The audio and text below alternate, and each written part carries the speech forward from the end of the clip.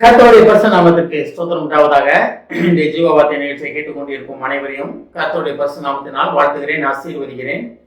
இன்றைய தின தியானத்திற்கு தேவன் கொடுத்த வேத பகுதி அது சங்கீத புஸ்தகம். அதில் 33ஆம் சங்கீதம், அதில் 21ஆம் வசனம். சங்கீதம் 33:21. அவருடைய பரிசுத்த நாமத்தை நாம் நம்பியிருக்கிறபடியால் நம்முடைய இருதயம் அவருக்குள் களி கூறும். இன்றைய தினம் இதை கேட்டுக்கொண்டிருக்கும் தேவ பிள்ளைகளே, அவருக்குள் களி கூறுவதற்காக கர்த்தர் உங்களை அழைக்கிறார். அவருக்குள் களி கூறுவதுன்னா என்ன? அவருக்குள் மகிழ்ச்சியா இருப்பது. அவருக்குள் மகிழ்ச்சியா இருப்பதுன்னா என்ன? நீங்க அவருக்குள் இருப்பது, அவர் உங்களுக்குள் இருப்பது. அப்ப இரண்டு பக்கமும் ஒன்றாக இருக்கும்போது மகிழ்ச்சி உண்டாகும். இல்லை நீங்க அவரை விட்டு தள்ளி தள்ளி போக போக பிரச்சனைகள் தான், சண்டைகள் தான், மனஸ்தாபங்கள் தான். அப்ப நம்ம அவருக்குள்ள இருக்க வேண்டும். அதற்காகத்தான் இந்த சங்கீதம் நமக்கு சொல்கிறது. அவரை நம்பி இருக்கிறபடியினால்.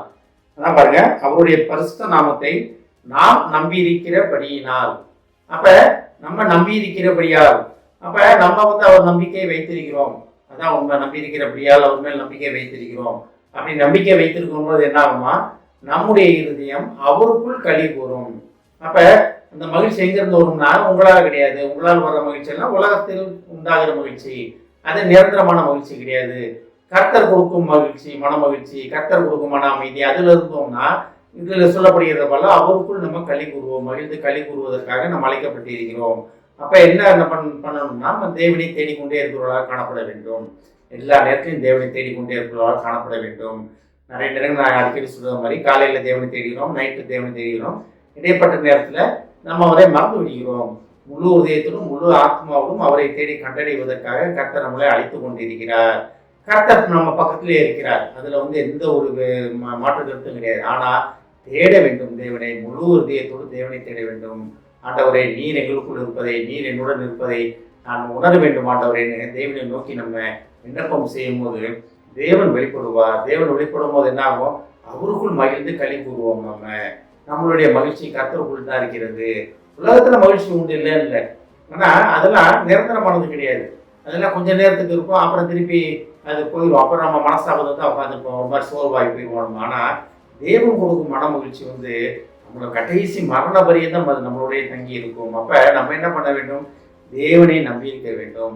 ஆனால் தான் அந்த வசனம் சங்கீதக்காரர் ரொம்ப அழகா சொல்றாரு, அவருடைய பரிசுத்த நாமத்தை நான் நம்பி இருக்கிறபடியால் நம்முடைய இருதயம். அப்ப பரிசுத்த நாமத்தை நாம் நம்பி இருக்கிறபடியால் தான் நீங்க நம்பி இருக்கிறீங்களா? முழு இதயத்தோட தேவனை நம்புறீங்களா? இல்ல ஒரு பிரச்சனை வரும்போது, ஒரு போராட்டம் வரும்போது தேவனை தேடுறோமா? இல்ல அந்த போராட்டம் எல்லாம் முடிந்ததுக்கு அப்புறம் இந்த காரியங்கள் தேவன்கிட்ட கேட்டு பெற்றுக்கொண்ட காரியங்கள்லாம் நம்ம பெற்றுக்கொண்டதுக்கு அப்புறம் தேவனை விட்டு விடுகிறோமா? அப்படி இருக்கக்கூடாது. இடைவிடாமல் நம்ம தேவனை தேட வேண்டும். இடைவிடாமல் தேவனுடன் நம்ம இடைப்பட வேண்டும். அப்படி இடைப்படும் பொழுது அவர் கொடுக்குற மகிழ்ச்சி நம்ம இருதயத்தை நிரப்பும். தேவன் எல்லாத்துக்கும் கொடுக்க ஆவல் உள்ளவராக இருக்கிறார். ஆனா நம்ம நிறைய நேரத்துல நம்ம விட்டு விடுகிறோம். அதை நம்ம விட்டு விடுவதனால்தான் நம்ம எடுத்து நிறைய போராட்டங்கள். அப்ப நாம் இடைவிடாமல் தேவனை தேடுவதற்காக நம்ம அழைக்கப்பட்டிருக்கிறோம். அப்ப தேடுகிற எவனும் தேவனை கண்டடைவான் பைபிளில் படிக்கிறோம். நம்ம கேட்கிற எவனும் பெற்றுக்கொள்கிறான் பைபிளில் படிக்கிறோம். அப்ப தேவனை நம்பி இருக்கும் பொழுது அவர் கொடுக்கும் மன மகிழ்ச்சியால் நம்ம களி கூறுவோம். இதுதான் நம்மளோட படைப்பின் ரகசியம். நம்ம போராடி கொண்டு இருப்பதும், நம்ம மன வருத்தத்துடன் இருப்பது தேவனுக்கு பிரியமில்லாத காரியம். நம்ம எப்பொழுதும் அவருக்குள் களி கூறுவதற்காக கர்த்தர் நம்மை அழைத்து கொண்டிருக்கிறார். கேட்டுக்கொண்ட தேவ பிள்ளைகளே, நாம் அவருக்குள் களி கூறுவோம். அதுதான் தேவனுடைய விருப்பத்தை நிறைவேற்றுவோம். ஆமென். ஜெபிப்போம். எங்களை அதிகமாக நேசிக்கும் அன்பின் பரலோக பிதாவே, கர்த்தாவே, நாங்கள் உண்மையை நம்பி இருக்கிறபடியால் எங்களுடைய இருதயம் உமக்குள் களி கூறும் என்பதை நாங்கள் அறிந்து கொண்டோம் ஆண்டவரே. நாங்கள் இடைவிடாமல் உண்மையை நம்பி, உண்மையை பற்றி கொண்டு, நீர் தரும் மன மகிழ்ச்சி, நீர் தரும் மன அமைதியை பெற்றுக்கொண்டு களி கூற நீர் அழைத்து கொண்டிருப்பதற்காக நன்றி ஆண்டவரே. அழைப்பின் நோக்கத்திலே நிலைத்து நிற்க உதவி செய்யும் ஆண்டவரே. கேட்டுக்கொண்ட ஒவ்வொருவரையும் ஆசீர்வதிக்கிறோமாப்பா. ஒவ்வொரு குடும்பத்தையும் ஆசீர்வதிக்கிறோம் ஆண்டவரே. குடும்பத்தில் உள்ள ஒவ்வொருவரும் தாப்பனே, தங்கள் பிரச்சனைகள், போராட்டங்கள் அனைத்தும் ஒவ்வொரு பாதத்திலே சமர்ப்பித்து தாப்பனே, நீர் தரும் மன மகிழ்ச்சியை பெற்றுக்கொண்டு உண்மையில் களி கூற உதவி செய்யும் ஆண்டவரே. தாப்பனே, குடும்பத்தில் உள்ள ஒவ்வொருவரையும் ஆசீர்வதிக்கிறோமாப்பா. குடும்பத்தில் நோய்வாய்ப்பட்டிருப்பவர்களை ஆசீர்வதிக்கிறோமாப்பா. பரிபூர்ண விடுதலை கூறுகிறோம் ஆண்டவரே.